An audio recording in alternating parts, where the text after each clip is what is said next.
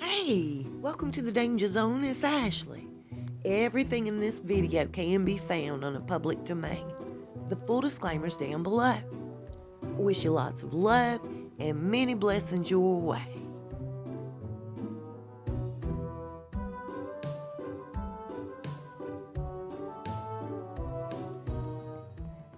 Ever since Diana passed away, William's main concern's been Harry, his mental health, his stability, and he's noticed quite a few things lately in light of this Crown series. According to William's friends, he doesn't feel like Harry would have ever made the decision to sell out to Netflix. He feels like it's been Meghan who's coerced his brother into doing this.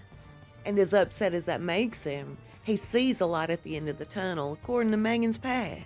As we all know, he was contacted by a Markle family member right before the wedding. Meghan's brother Thomas Jr., one of his sons, had written the palace a letter.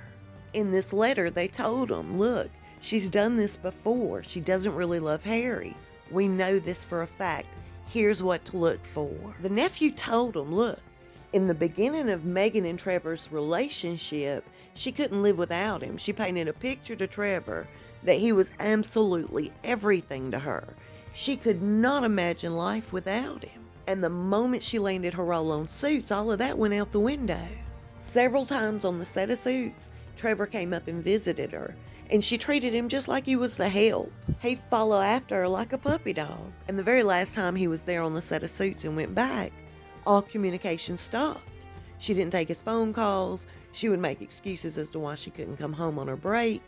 And finally, she took their wedding ring, stuck it in an envelope, and sent it back to him, announcing she wanted a divorce. He's seeing the same pattern between Harry and Meghan right now. Like all of us, he's noticed quite a difference since they've landed in California. Remember in the beginning, she couldn't get enough of Harry. She made Harry seem like he was the only guy in the world. She always had to be right there by Harry's side, holding the umbrella, holding his hand, rubbing his back, walking super close with him. All of that changed once she got him to eat out the palm of her hand. Once they came to California, Harry took a back seat to everything. He started being the dog walker. He started being the one that walks behind her, carrying the bags, opening the doors. He was a complete doormat, just like Trevor Eccleston was there at the end. No more holding Harry's hand, no more rubbing his back. No more treating him with sweet kindness, looking at him like he's the only guy in the world.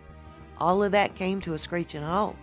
And as hard as it's going to be on Harry, William's pretty excited it's just about over in his mind. He's still fuming mad at his brother for selling out to Netflix. William said that his brother's always been pretty protective of his mother, even after death. He cannot believe that Harry's gone along with staying on board with Netflix, even when they've asked him, please give it up and walk away. William's so upset over the fact that his brother would stay on board, especially after his parents have been portrayed a certain way on that series, The Crown, owned by Netflix.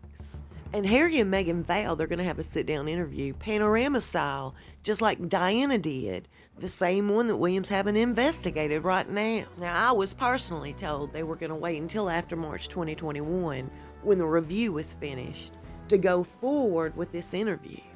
And what was told to me was William was banking on Harry and Meghan separating prior to March 2021. Now, allegedly, Harry and Meghan have been offered money by the royal family not to go through with it. That was prior to finding freedom. They turned it down. And speaking of finding freedom, she has now come out saying, yes, I authorized certain bits and pieces of that book. I did. I wanted people to know the real deal. I wanted them to hear my side of the story. I gave permission for that to come out. Ever since it's been published, they have lied and said that they had nothing to do with it. They didn't give one bit of permission. They didn't say one word. They don't even know Omid. That's how they've portrayed the whole situation. If they'll lie to the entire world over something so kind of dumb, what else would they lie to the world about?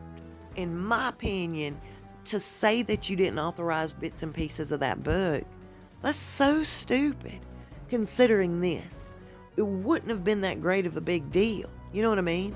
Yeah, I authorized this and I said this, and that's how I felt. own it and move on. They have further damaged any bit of credibility they once maybe had. She's always setting up photo shoots. She's always tipping off the paparazzi. She wrote that letter with the intentions of the public, of course, seeing it. She set up the entire lawsuits. All of this is going to come out. So now when she's asked, did you set up those photo shoots? Did you tip off the paparazzi as to where you're going to be? And she says no. Everybody's going to look at her sideways. I'm banking on it all spilling out, you guys. It has no choice but to. Whatever the opposite of the Midas touch is, she has it. I hope you have a really good day today. I'll see you soon and we'll talk fast. Y'all please stay safe and be blessed.